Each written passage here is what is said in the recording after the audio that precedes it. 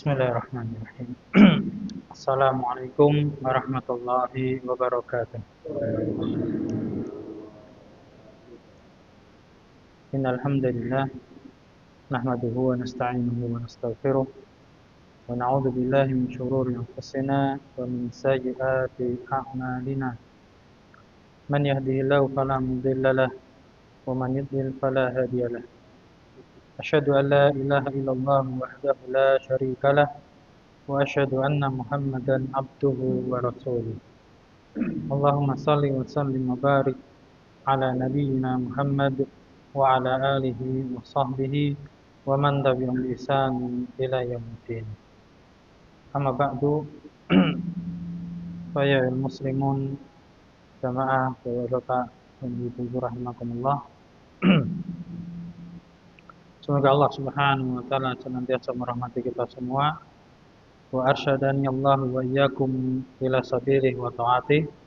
Dan semoga Allah Subhanahu wa taala senantiasa membimbing kita di atas jalannya yang lurus dan juga menolong kita untuk senantiasa istiqomah berada di atas ketaatan kepadanya hingga akhir hayat kita dalam keadaan husnul khatimah. Bapak rahimakumullah, melanjutkan pelajaran kita rutin di setiap Selasa malam baca Maghrib hingga salat Isya. Itu tentang tafsir daripada surah Al-Fatihah. Ini dari Al-Mufassir atau ulama ahli tafsir yang bernama Abdurrahman bin Nasir As-Sa'di rahimahullah taala. Terakhir kita tinggal 3 paragraf ini.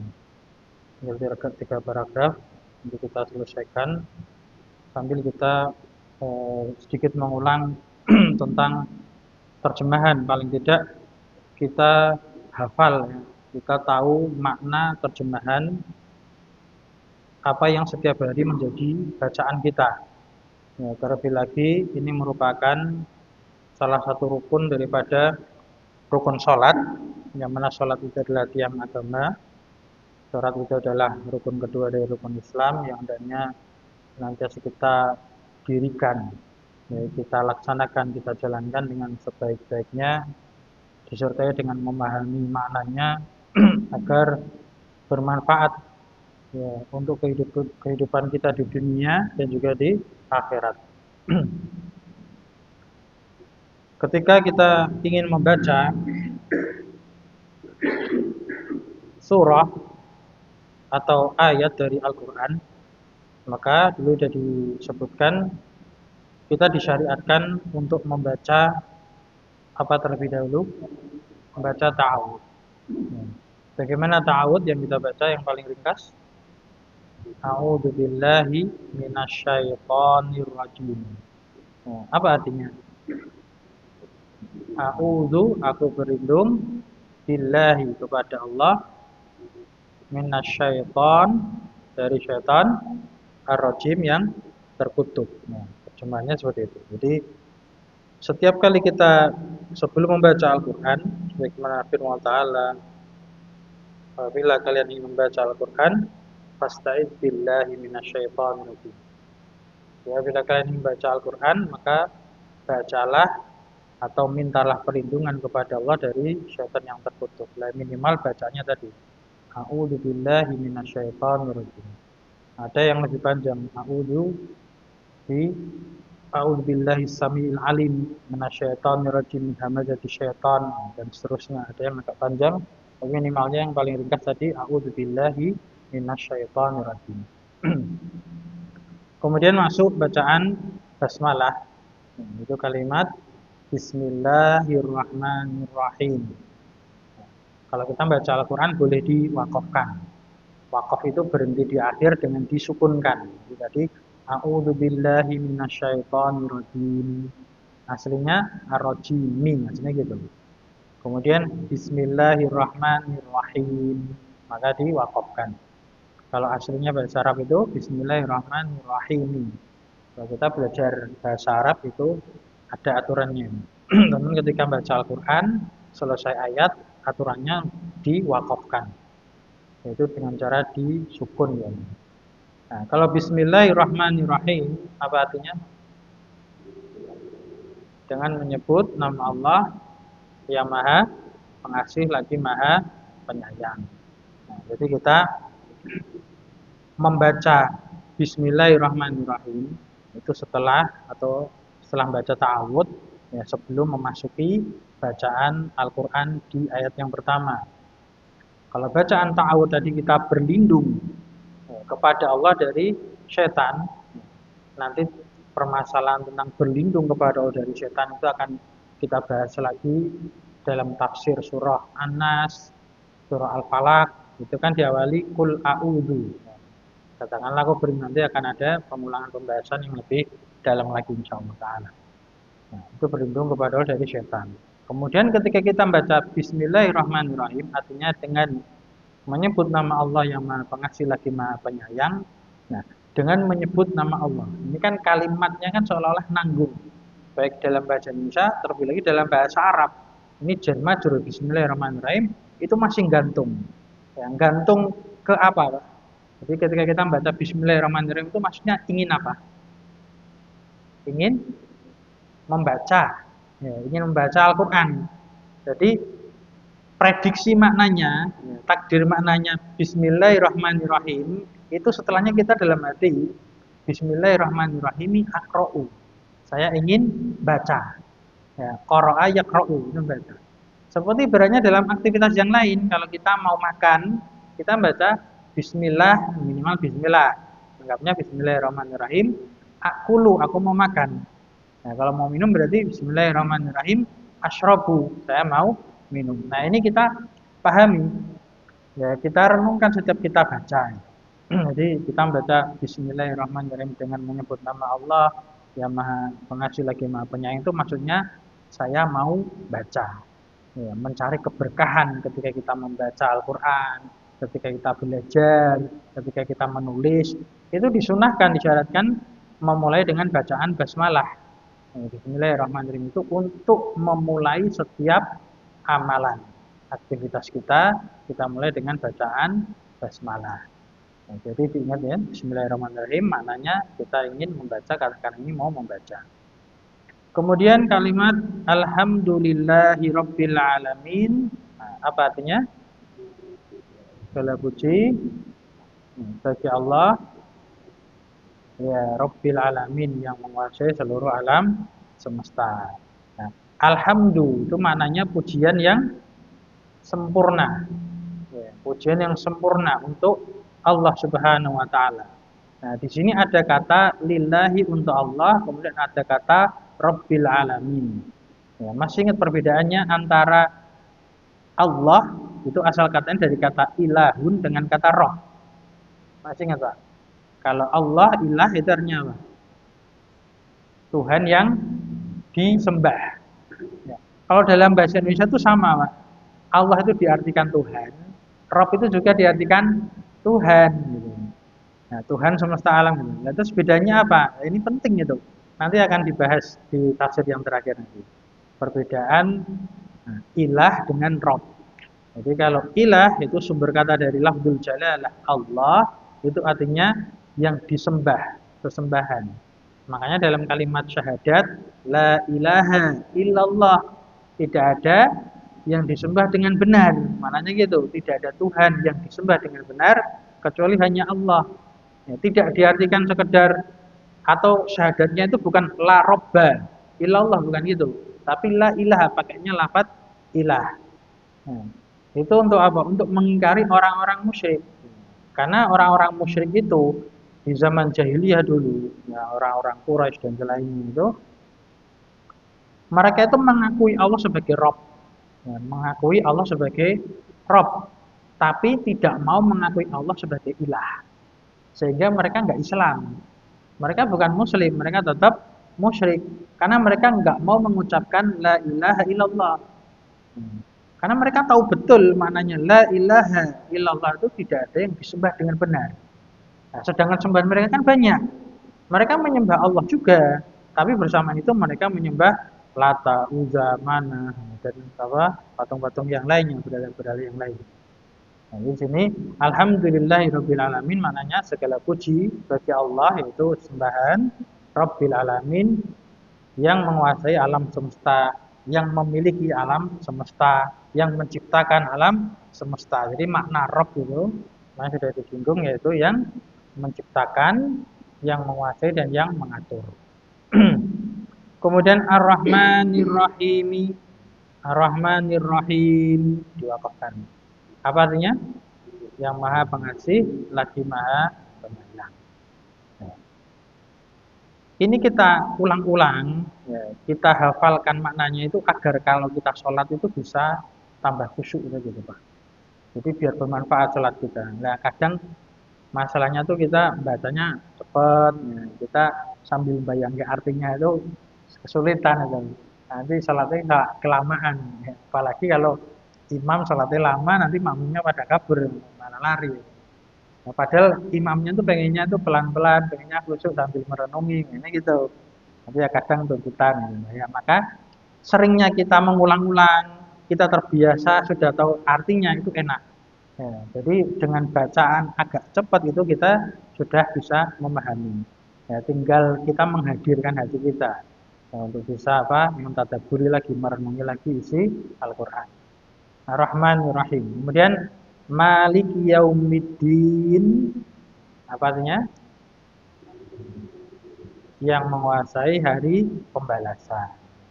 Malik bisa dibaca panjang, bisa dibaca pendek. Ini untuk surah Al-Fatihah. Jadi ada dua bacaan. Kalau dalam tulisan untuk mushaf-mushaf Madinah, nah itu cara nulisnya pun sudah ada riwayatnya. Jadi ada jalurnya menulis itu, ada tata caranya itu. Ada riwayatnya sehingga ketika dengan penulisan Malik Yaumiddin itu disambung, itu bisa dua bacaan. Kemudian kata adin dalam surah Fatihah ini, tadi terjemahnya udah betul, artinya hari Yaumiddin, hari pembalasan. Nah, ada kata din yang lain di dalam Al-Quran. Seperti dalam surah Al-Kafirun kan, lakum dinukum waliyadin. Apa artinya kalau dalam yang surah Al-Kafirun? Lakum dinukum, apa? Bagimu agamamu. Jadi kalau din yang dalam surah Al-Kafirun artinya agama. Kalau din yang dalam surah Fatihah artinya pembalasan. Maliki Yaumiddin artinya yang menguasai hari pembalasan. Kemudian iyyaka na'budu wa iyyaka nasta'in. Hanya kepadamu kami menyembah dan hanya kepadamu kami meminta pertolongan. Nah, kemudian cara bacanya itu alhamdulillah ketika sudah ada majelis tahsin, tajwid, belajar itu juga diperbaiki. Ya, seperti ain, nasta'in itu kalau orang-orang desa atau lidahnya sudah kesulitan kadang bacanya apa? Nastanin kan gitu. Ya, ainnya jadi ngain kan. Nah, itu diperbaiki ya. Ya. Iya, istilahnya tuh ketika kita belajar tajwid tahsin itu kan kayak olahraga lisan itu ya. Nah, kalau usianya sudah semakin sepuh itu memang sudah mulai itu kaku lisannya. Cuman apa? Tetap ada kewajiban belajar untuk memperbaiki sehingga kita itu tahu hukum-hukumnya. Ya, makhrajnya, tempat keluarnya itu di sebelah mana pada lisan kita. Kemudian sifat-sifatnya jelas atau tertahan atau ada anginnya, nah, itu kan ada pelajarannya. Yang penting kita itu ada niat untuk belajar. Nah, niat untuk belajar dan memperbaiki bacaan.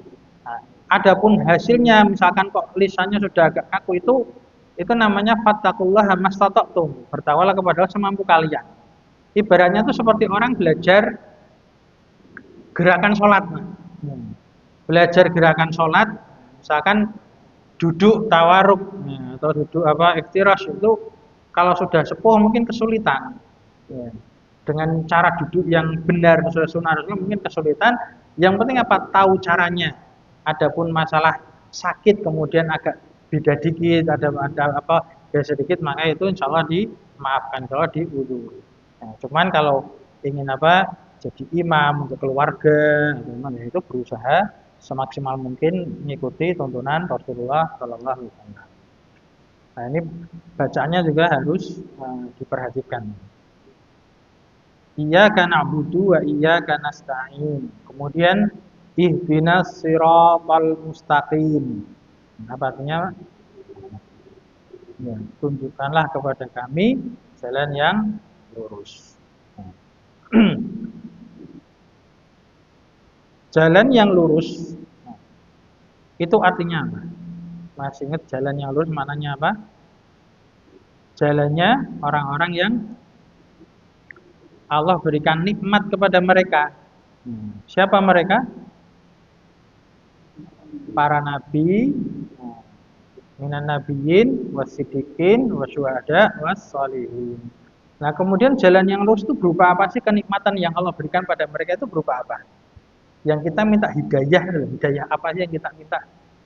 Ya, hidayah ilmu dan amal. Jadi secara ringkas hidayah itu ada dua yang kita minta dalam apa ayat ini, yaitu hidayah ilmu dan amal. Ya, karena umat Islam ini adalah umat yang pertengahan. Ya, umat yang punya ilmu dan mengamalkan ilmunya. Inilah umat Islam. Nah, kemudian ada tambahan lagi Pak, di tafsir yang lain tentang as-siratal mustaqim. Itu kalau kita datangkan dalam doa, ya, Allah itu akan mengabulkan sesuai dengan doa yang dipanjatkan oleh hambanya. Kalau kita berdoa tidak tahu artinya, ya sulit nanti dikabulkannya.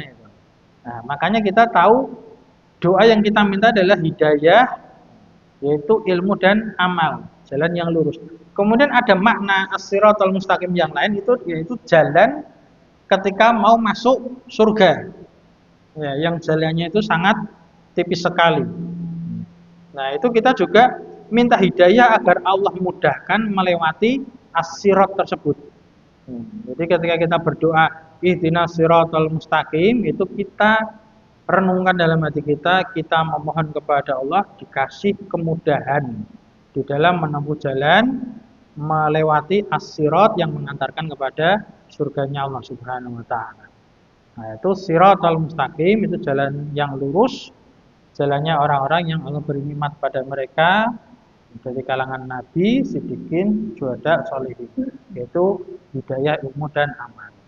Nah, lawan daripada hidayah ilmu dan amal yang dimiliki oleh orang Islam yaitu siratal lanjutannya ini ihdinas siratal mustaqim, maknanya adalah siratal ladzina an'amta alaihim, tadi sudah jalannya orang-orang yang engkau beri nikmat pada mereka. Nah, berikutnya ghairil maghdubi alaihim, artinya bukan jalannya orang yang dimurkai. Ya, maghdub dari kata ghodab. Ghodab itu artinya apa? Marah, murka. Maghdub itu yang dimurkai. Jadi bukan jalannya orang-orang yang dimurkai. Ya, siapa mereka tafsirannya kemarin orang yang dimurkai Allah? Orang-orang Yahudi dan yang semisalnya. Kenapa kok dimurkai? Sebabnya apa mereka dimurkai? Ya, karena punya ilmu tidak mau mengamalkan. Nah, itu bahaya itu. Orang pintar tapi nggak mau mengamalkan ilmunya. Biasanya malah cari-cari alasan. Ya, cari-cari alasan nggak mau mengamalkan ilmunya. Dan bukan pula waladhdallin. Apa artinya? Dan bukan jalannya orang yang tersesat. Nah, kalau orang yang tersesat tafsirannya kemarin apa? Siapa mereka? Orang Nasara dan yang semisalnya. Kenapa mereka tersesat? Ya, mereka beramal tapi tanpa ilmu. Jadi mereka itu semangat beramal, tapi amalnya tanpa ilmu yang benar. Jadi amalnya itu salah. Nah, itu kurang lebih makna secara ringkas ya terjemahannya yang hendaknya kita hafalkan, sehingga kalau kita sholat bisa sambil merenungkan artinya, kita benar-benar berdoa kepada Allah, dan ketika selesai baca waladhdallin maka disyariatkan membaca amin. Ya, artinya Allahumma stajib, ya Allah kabulkanlah. Jadi, amin itu artinya kabulkanlah.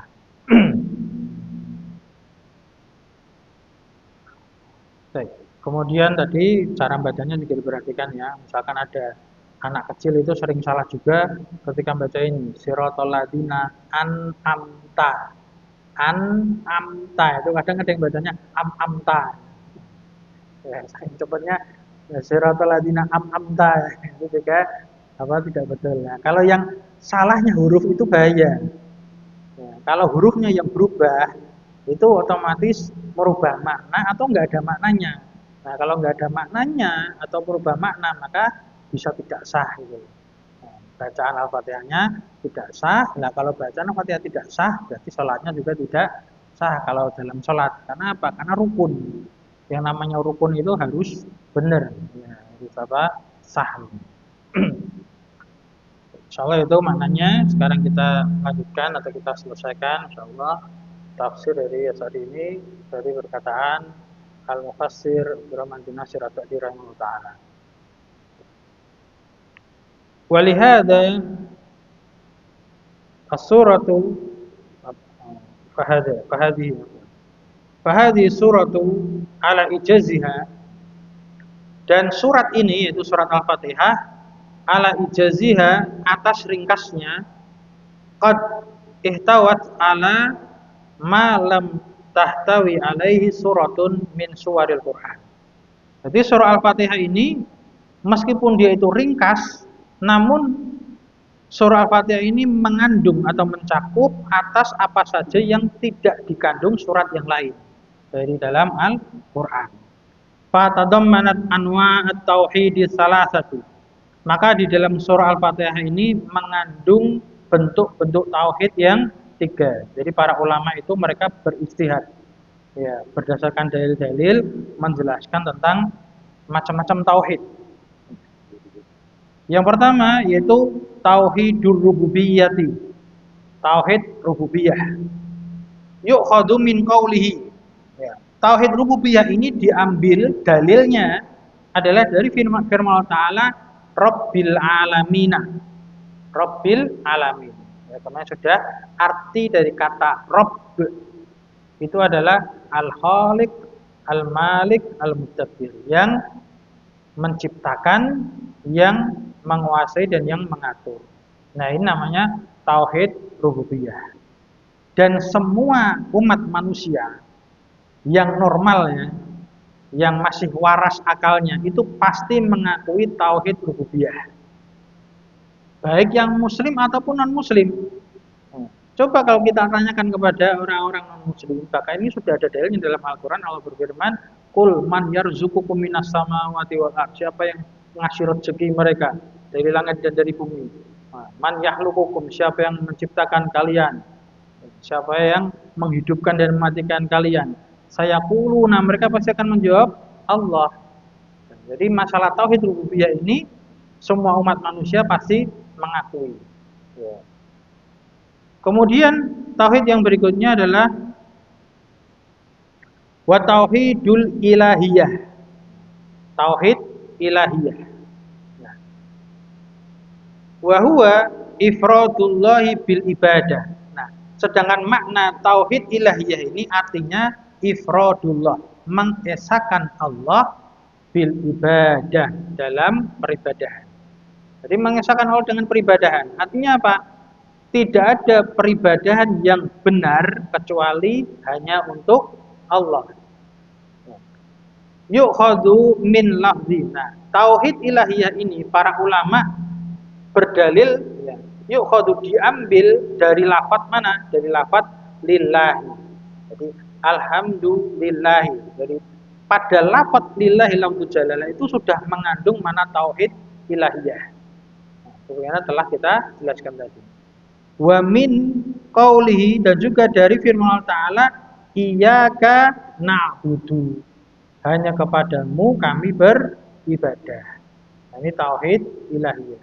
Jadi ada perbedaan makna ilah dengan Rabb. Meskipun dalam bahasa Indonesia artinya sama-sama Tuhan. Dan para nabi itu diutus oleh Allah Subhanahu wa taala itu mengajak umat manusia untuk mengesahkan Allah dalam hal ilahiyah, dalam hal ibadah.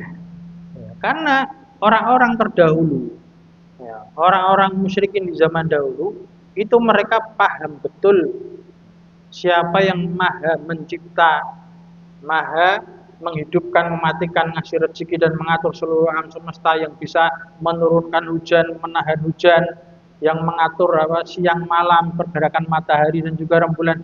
Itu hanya Allah Subhanahu wa taala. Namun mereka tidak mau beribadah murni tulus hanya kepada Allah. Ya, mereka ibadahnya bercabang-cabang. Ya, kepada Allah tapi juga kepada selain Allah. Oleh karena itu Allah utus para nabi dan para rasul sebagaimana firman Allah taala, walaqad ba'atsna fi kulli ummatin an ibudullaha wa tanibut taghut. Walaqad ba'atsna fi kulli ummatin rasulah. Sungguh telah kami putus pada setiap umat itu seorang rasul. Nah, untuk apa? An ibudullaha, agar kalian itu beribadah kepada Allah, agar mentauhidkan Allah dalam hal ibadah, dalam hal ilahiyah. Wastanibut taghut, dan menjauhi taghut. Nah, taghut itu artinya sesembahan-sembahan selain Allah Subhanahu wa taala. Itu tujuan Allah mengutus para rasul untuk mentauhidkan Allah dalam hal ilahiyah. Dan tauhid ilahiyah ini adalah konsekuensi daripada tauhid rububiyah. Jadi ketika kita ingin mendakwahi orang-orang yang belum mau masuk Islam, maka kita katakan kepada mereka, kita ajak mereka itu pada persamaan terlebih dahulu. Jadi memang metode dakwah itu kita ngajak orang itu cari persamaan dulu, jangan kita bahas perbedaan. Nah, persamaannya apa? Coba kita tanyakan pada mereka, sebenarnya siapa sih yang menciptakan kita semua? Nah, itu kita ajak itu mereka untuk apa? Persamaan yang ada. Pasti mereka sama-sama mengakui yang maha pencipta itu hanya Allah Subhanahu wa taala. Berarti yang bisa mengabulkan doa kita, yang bisa ngasih rezeki kita, yang bisa ngasih kesehatan kita itu siapa? Tentunya hanya Allah Subhanahu wa taala. Nah, kalau hanya Allah Subhanahu wa taala saja yang bisa mengabulkan doa, kok kita doanya kepada selain Allah? Nah, itu kita giring mereka, kita ajak mereka untuk masuk Islam seperti itu. Nah, bukan berarti kita itu mencari masa, bukan. Kita itu mendakwai ini itu sebagai tugas, karena Allah Subhanahu wa taala memang memerintahkan kita untuk beribadah kepada Allah saja. Di samping itu, kita itu sebagai orang yang baik, kita sepakat kita pengen jadi orang baik kan. Orang baik itu egois apa enggak sih? Kan enggak egois kan? Masuk kita mau masuk surga sendiri kan enggak? Nah, itu namanya egois. Kalau kita mau masuk surga sendiri itu egois. Nah, kita ingin ngajak orang lain juga masuk surga bersama-sama. Lah gimana caranya bisa masuk surga? Masuk Islam. Masuk Islam tuh apain sih? Mengesahkan Allah Subhanahu wa ta'ala dalam hal ibadah. Jadi kalau berdoa itu hanya kepada Allah saja. Nah, intinya ibadah itu apa? Doa. Ya, intinya ibadah itu doa. Dan banyaknya terjadi kesyirikan itu dalam hal doa. Makanya juga ini termasuk rahasia daripada tafsir iyyaka na'budu wa iyyaka nasta'in. Kenapa yang disebut di situ adalah nasta'in, minta pertolongan. Minta pertolongan itu kan doa. Dan banyaknya orang terjatuh dalam kesyirikan itu ketika minta pertolongan. Ketika dalam keadaan genting, sakit yang lama tidak sembuh-sembuh, nah, akhirnya dia mencari kesembuhan pada dukun, ya, mendatangi orang yang dianggap pintar, ya, menganggap orang itu bisa ngasih kesembuhan. Nah, itu yang berbahaya. Nah, sehingga di sini ditekankan iyyaka na'budu, hanya kepadamu ya Allah kami beribadah, berarti wa iyyaka nasta'in, dan hanya kepadamu kami meminta pertolongan. Nah, termasuk minta pertolongan adalah dalam doa kita, minta kesembuhan, minta kelancaran rezeki, minta kemudahan di dalam jodoh, dan yang lain-lainnya. Karena Allah adalah satu-satunya zat yang maha menciptakan. yang maha mengatur dan menguasai seluruh alam semesta. Ini hakikat daripada makna syahadat la ilaha illallah, itulah tauhid ilahiyah. Tauhid ilahiyah. Kemudian jamaah rahimakumullah, tauhid yang ketiga yang disebut oleh penulis di sini adalah tauhidul asma'i was sifati. Tauhid di dalam nama-nama dan sifat-sifatnya Allah. Nah, kita sudah sering dengar al-asma al-husna, as-sifatul ulia, nama-nama Allah yang sangat baik, sangat indah. Wasifatul ulia, dan sifat-sifat Allah yang sangat tinggi mulia. Nah, maka kita juga harus mentauhidkan Allah di dalam nama-nama dan sifat-sifatnya. Bagaimana caranya atau apa makna daripada tauhid asma wa sifat? Maka Syekh di sini menyebutkan wa huwa isbatu sifatil kamali lillahi ta'ala. Tauhid asma wa sifat adalah menetapkan, isbat itu hanya menetapkan, sifatil kamal, sifat-sifat yang sempurna, sifat-sifat kesempurnaan lillahi ta'ala, untuk Allah subhanahu wa ta'ala. Kok kita menetapkan sifat untuk Allah? Kenapa? Ini berikutnya, allati asbataha li nafsihi, yang dia Allah subhanahu wa ta'ala itu telah menetapkan nama-nama dan sifat-sifat itu li nafsihi, untuk dirinya Allah sendiri. Jadi Allah yang menetapkan nama dan sifatnya itu sendiri. Artinya apa? Kita tuh tidak sembarangan dalam menetapkan nama dan sifat untuk Allah. Ketika Allah sudah menyebutkan Ar-Rahmanir Rahim, berarti itu adalah nama untuk Allah. Kita juga tetapkan nama itu untuk Allah. Kalau Allah tidak menetapkan nama untuk Allah, maka kita juga tidak boleh menetapkan. Dan ketika Allah menetapkan, kita tidak boleh nolak. Itu kaidah dalam tauhid asma wa sifat. Wa asbataha, lanjutannya, wa asbataha lahu rasuluhu, dan menetapkan nama-nama dan sifat untuk Allah sebagaimana yang rasuluhu, utusannya Allah, yaitu Rasulullah Muhammad SAW telah menetapkannya. Jadi kalau Rasulullah juga menetapkan, kita juga ikut menetapkan. Karena Rasul kan apa? Utusannya Allah. Enggak mungkin Rasulullah itu ngarang, itu enggak mungkin.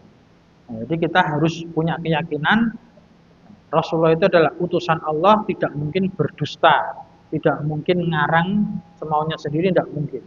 Pasti berdasarkan wahyu dari Allah Subhanahu wa taala, sehingga kita mengikuti beliau sallallahu alaihi wasallam. Demikian pula ketika menetapkan nama dan sifatnya Allah Subhanahu wa taala. Min ghairi ta'tilin, dengan tanpa penolakan. Jadi kalau tetapkan, kalau kalau Rasulullah menetapkan, maka kita juga ikut menetapkan. Wala tamtsilin, dan tidak boleh pula memisalkan. Wala tasbihin, tidak boleh pula menyerupakan. Tidak boleh menyerupakan Allah dengan selainnya. Nah, ini berdasarkan firman Allah Ta'ala dalam surah Asy-Syura ayat yang 11. Itu Allah Subhanahu wa taala berfirman, laisa kamitslihi syai'un wa huwas samiul basir. Di dalam surah Asy-Syura Allah Ta'ala berfirman, laisa kamitslihi syai'un, tidak ada sesuatu pun yang semisal dengan Allah, tidak ada sesuatu pun yang serupa dengan Allah Subhanahu wa taala. Jadi kita tidak boleh menyerupakan Allah. Namun di dalam ayat itu Allah Subhanahu wa taala firmankan, wa huwas samiul basir, dialah Allah yang maha as-sami. Apa makna sami, Pak? Maha mendengar. Al-basir, maha melihat. Nah, berarti kita tetapkan untuk Allah, Allah punya nama as-sami, yang maknanya Allah maha mendengar. Kita tetapkan Allah memiliki nama al-basir, yang artinya Allah maha melihat, tapi kita tidak boleh menyerupakan. Jadi kita tidak boleh, oh berarti Allah punya pendengaran seperti ini, seperti itu, nggak boleh. Cukup kita yakini Allah maha mendengar dengan kesempurnaannya. Allah Maha melihat dengan kesempurnaannya. Tidak boleh kita bayangkan. Ya, itu konsep dalam iman terhadap perkara yang gaib. Ya, Allah Subhanahu wa taala adalah hal yang gaib, maka kita tidak boleh membagaimanakan. Ya, ibaratnya misalkan ya, kita kasih contoh sama-sama makhluk. Sama-sama makhluk. Misalkan kita belum tahu ada seekor makhluk, suatu makhluk itu yang namanya dut misalkan. Ada makhluk kok namanya dut. Nah, terus kita katakan dut itu punya mata, bisa melihat. Nah, kita bisa bayangkan nggak penglihatannya seperti apa? Kan kita nggak bisa bayangkan. Tapi dia bisa melihat gitu. Nah, dia bisa jalan, dia bisa mendengar. Tapi kita nggak bisa bayangkan karena kita nggak tahu makhluknya. Ternyata dut itu dalam bahasa Arab artinya ulat, kan itu. Nah, ulat kan itu, ulat bisa melihat kan itu. Demikian pula makhluk-makhluk yang lain, kan kita nggak boleh menyamakan. Oh, penglihatannya manusia itu sama dengan penglihatannya lalat. Ya, pendengaran manusia sama dengan pendengarannya kelelawar. Kan kita nggak boleh menyamakan. Itu ada sesama makhluk. Terlebih lagi kepada Allah Subhanahu wa taala, walillahil matsalul a'la, subhanallah. Ya, Maha suci Allah, maka Allah tidak boleh diserupakan. Tapi kita wajib menetapkan. Kaidahnya gitu, kita wajib menetapkan tapi tidak boleh membagaimanakan, menyerupakan, tidak boleh memisalkan seperti itu. Nah, itu namanya tauhid asma wa sifat. Wa qad dalla 'ala dzalika, dan telah menunjukkan atas hal itu, yaitu lafaz alhamdu kama taqaddama. Pada lafaz alhamdu sebagaimana telah berlalu yang dulu kita baca, saya menyebutkan kalimat alhamdu adalah kita memuji Allah dengan sifat-sifatnya Allah yang maha sempurna. Berarti kita menetapkan Allah memiliki sifat yang maha sempurna. Tidak boleh kita serupakan dengan selainnya. Nah, demikian juga penulis melanjutkan dengan mengatakan wa tadammanat isbatan nubuwati fi qaulihi ihdinas siratal mustaqim. Dalam surah Al-Fatihah ini juga mengandung penetapan tentang kenabian, tentang nubuwah. Ya, kalau tadi penetapan tentang ilahiyah, ketuhanan, ya untuk Allah Subhanahu wa taala. Nah, kalau ini menetapkan kenabian untuk Rasulullah sallallahu alaihi wasallam. Adanya risalah dari Allah Subhanahu wa taala kepada utusannya. Fi qoulihi, di dalam firman Allah Subhanahu wa taala, ihdinas siratal mustaqim. Tunjukkanlah kepada kami jalan yang lurus. Gimana caranya kita bisa dapat jalan yang lurus? Nah, maka saya mengatakan li'anna dzalika mumtani'un biduni risalah. Karena hal itu, jalan yang lurus itu adalah perkara yang mumtani, perkara yang terhalang-halangi. Perkara yang tidak mungkin terjadi biduni risalah, kecuali dengan adanya risalah. Jadi kalau kita ingin mendapatkan petunjuk, ya kita lihat petunjuknya siapa? Rasulullah. Ikuti risalah yang beliau bawa. Ya, risalah dari Allah Subhanahu wa taala kepada Rasulnya. Jadi ketika kita berdoa ihdinas siratal mustaqim, kita juga mengakui tentang kerasulan Nabi Muhammad SAW. Kita harus mengikuti jejak beliau. Berikutnya wa isbatul jazai alal a'mali, dan juga menetapkan adanya pembalasan atas amalan-amalan. Ya, fi qauli, dalam firman-Nya Allah Ta'ala, Maliki yaumiddin, yang menguasai hari pembalasan. Berarti dari ayat ini apa? Ada pembalasan dari Allah untuk amalan-amalan yang kita kerjakan. Ya. Wa annal jazaa, dan sungguh balasan itu yakunu bil adl. Keberadaannya itu pasti dengan keadilan.